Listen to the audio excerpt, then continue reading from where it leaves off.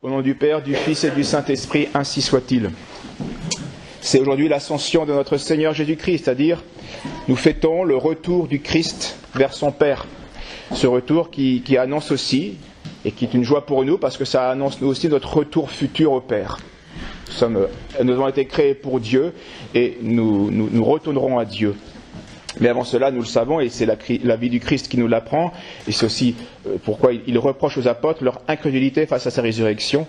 Avant cela, il faut vivre sur terre et porter sa croix. Le Christ leur donne à ce moment-là la mission d'aller dans le monde entier, de proclamer l'évangile à toute créature. Pourquoi ? Bien justement, pour que les créatures puissent, elles aussi, s'unir au Créateur, se réunir au Créateur, à leur Père. Et c'est là seulement que l'âme sera en paix, parce qu'elle retrouvera son principe. Seigneur, disait saint Augustin, tu nous as fait pour nous, tu nous as fait pour toi, et notre cœur inquiet ne retrouvera son repos qu'en toi. Tout est dit dans cette phrase. On est créé, on vient de Dieu, on est créé pour Dieu. Notre nature veut Dieu. Et les hommes sont dans l'inquiétude parce qu'ils ne se disent pas à Dieu. Parce que, et même les saints n'ont pas un parfait repos ici-bas parce que nous ne sommes pas encore réunis à notre Créateur, à notre principe. Et donc déjà ici-bas, dans la prospérité comme dans l'adversité, ça va être l'union, la qualité de l'union de notre âme à Dieu qui va nous procurer cette paix, ce repos. Plus on sera uni à Dieu, plus on sera centré sur Dieu, plus on est immobile, donc plus on est en paix. Et cette paix nous s'acquérera par cette défiance de soi, par cette union à Dieu. Et donc aussi par un certain mépris du monde, parce que le monde est fugitif. On ne se repose pas sur quelque chose qui est branlant, etc. Cette paix en Dieu, cette union à Dieu, nous aura aussi de la force pour lutter contre notre orgueil, ou nous exercer à la patience pour ne pas déprimer dans l'adversité, dans l'obstacle. Mais séparés de Dieu, par le péché mortel, puisqu'il n'y a que ça qui sépare Dieu de Dieu, eh bien nous ne sommes rien, nous sommes dans la mobilité la plus extrême. Nous sommes rongés intérieurement, et puis le jouet des passions extérieurement.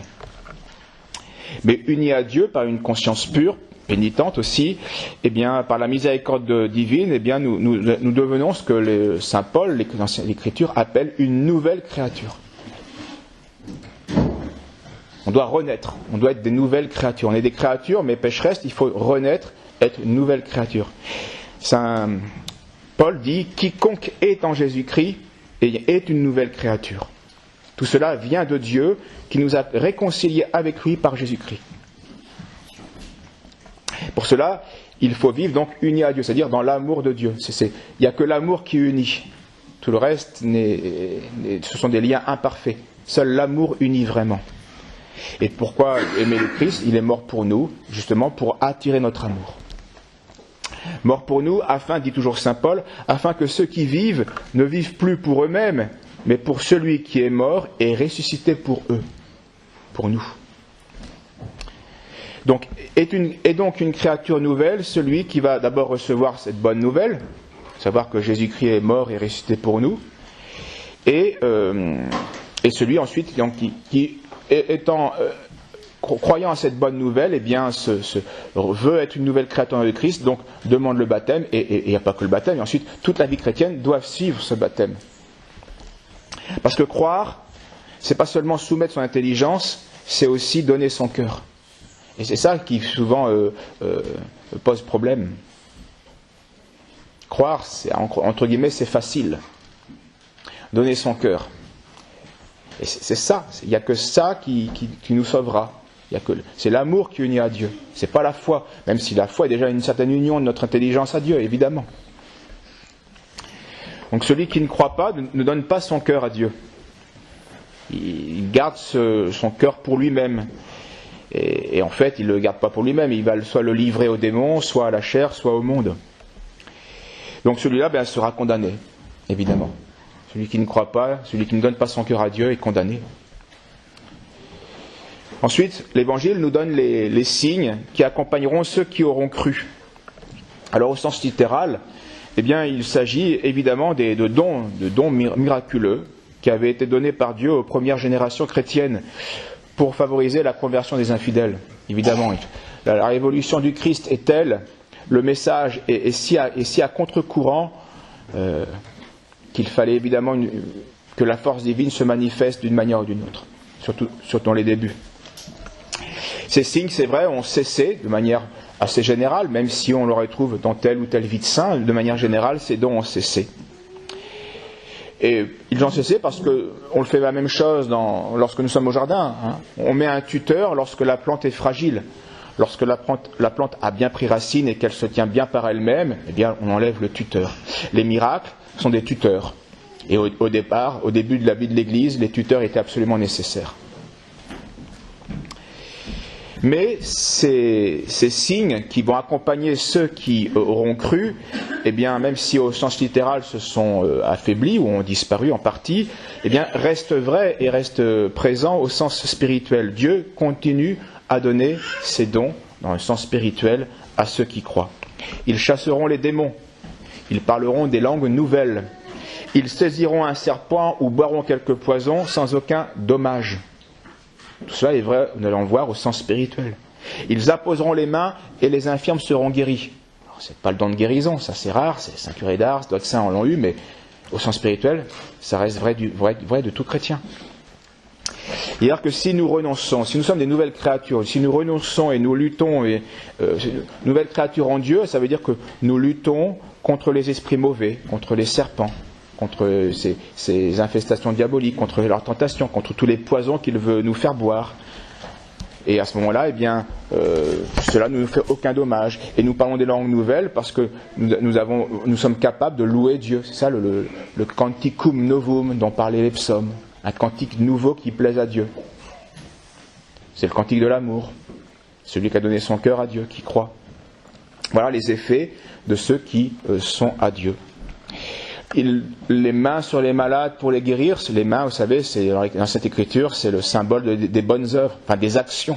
Donc les bonnes actions peuvent guérir les malades. Bien sûr que nos bonnes actions, nos bons conseils, notre vie chrétienne ne peut qu'interpeller et conduire à la conversion certains infidèles, et donc ainsi les guérir. Après ces entretiens, dit l'Évangile, le Seigneur Jésus fut enlevé au ciel où il est assis, à la droite de Dieu. C'est une expression que le catéchisme exprime bien pour montrer la pleine possession due à sa divinité. En tant que l'union était telle entre l'homme, entre la nature humaine et la nature divine, que maintenant, eh bien, la nature humaine du Christ est à la droite de Dieu, c'est-à-dire qu'elle jouit pleinement de la gloire divine qui lui était due. Et ce fait de l'ascension, eh bien, réalise pleinement la prophétie du psaume 109. Où il est parlé de la droite du Père, de Dieu. Et cet événement avait été aussi prophétisé par une autre figure à laquelle on pense moins, celle du patriarche Jacob, qui dit dans la Genèse « Je n'avais qu'un bâton pour passer le Jourdain, et maintenant je retourne avec 2 camps. » On connaissait rapidement cette histoire. Jacob avait dû fuir la haine de son frère, dont il avait supplanté le droit d'aînesse. Et donc il doit s'exiler en Mésopotamie, et c'est là qu'il va prendre femme. Donc il fuit la maison et la terre paternelle à cause de la haine de son frère, la jalousie de son frère. Il part avec un simple bâton, il part avec rien d'autre, et puis là, il part en Mésopotamie. Là, il prend femme, il va revenir dans la terre, il va revenir chez son père, Abraham, et Isaac, il revient donc chez son père. Et là, il ne c'est pas seulement avec un bâton, c'est avec 2 camps. Il a femme, enfants, serviteurs, un troupeau innombrable. Bref, fécondité, richesse lui sont tombés dessus. Et ce qui s'est accompli charnellement, littéralement, dans Jacob, eh bien, c'est réalisé spirituellement en Jésus-Christ et dans sa famille, dans les chrétiens.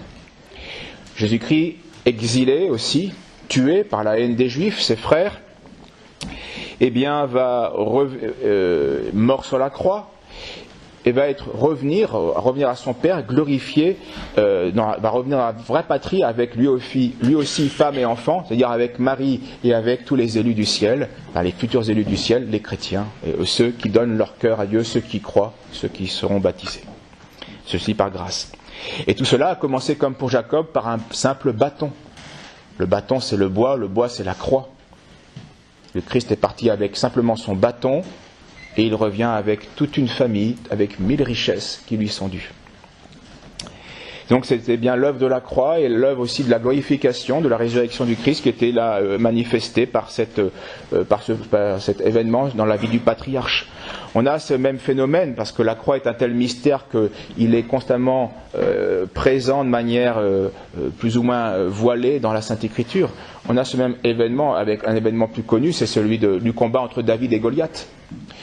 David qui va aller dans le torrent, s'abaisser, et avec sa fronde, donc encore un bout de bois et la petite corde, va prendre 5 petits galets bien polis, bien fins, et ne combat pas à l'épée Goliath qui est un géant, mais uniquement avec sa fronde.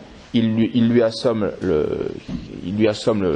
reçoit le caillou sur le front, il tombe et là il lui coupe la tête avec l'épée même de Goliath. Il retourne l'épée de Goliath contre Goliath. C'est exactement ce que le Christ va faire. Le bois encore c'est la croix. Les 5 petits galets, c'est ses plaies, c'est sa passion, c'est le Christ. Et il retourne la mort, sa crucifixion, qui normalement devait être la victoire du démon, eh bien, ce qui devait être la victoire du démon va devenir sa condamnation, sa défaite. Toujours ce simple bâton. Car Goliath dira à David, « Suis-je un chien pour que tu viennes contre moi avec un bâton ?» Imaginez un géant avec une épée et puis son bouclier, il faisait dans les 2 mètres 20, si vous voulez, 2 mètres 30, et David, taille normale, donc 1 mètre 70, et puis un petit bâton, ça fait rigoler, ça fait rire. Donc c'est par sa croix, par sa passion, par ses 5 plaies que le Christ a tué notre adversaire, le géant. Le démon, celui qui apparemment il est géant par rapport à nous, il nous effraie, le démon est un ange déchu, et comme ange il a bien plus de force que nous, et aussi de cruauté, toute la cruauté des hommes n'est qu'une étincelle de la cruauté du démon. Donc notre Seigneur a traversé le Jourdain, passant du monde des vivants au monde des morts avec son bâton, et puis il a retraversé le Jourdain dans l'autre sens, il est passé du monde des morts au monde des vivants, et là avec gloire et avec vie, avec sa famille. Car quand Jacob traverse le Jourdain, il dispose à sa suite donc 2 camps, dit-il, 2 camps. Il y avait, alors pour des raisons évidente de prudence face à la haine peut-être encore forte de son frère, il avait d'abord mis premier camp les serviteurs, les troupeaux devant et les enfants, et puis ensuite il y avait lui, et puis derrière lui, deuxième camp, il y avait les femmes libres avec leurs enfants, et tout cela, eh bien, disent les pères, figurait les 2 camps chronologiques qui sont l'Ancien Testament, le Christ, et le Nouveau Testament. Donc il y avait les serviteurs, Jacob, et les femmes libres, ceux qui ont vraiment été la perfection de l'évangile et de la grâce. En tout cas, pour l'instant, eh bien, seuls Jésus et Marie et une partie de l'Église sont unis au Père. On traversé le Jourdain, on se sont réunis à la maison du Père.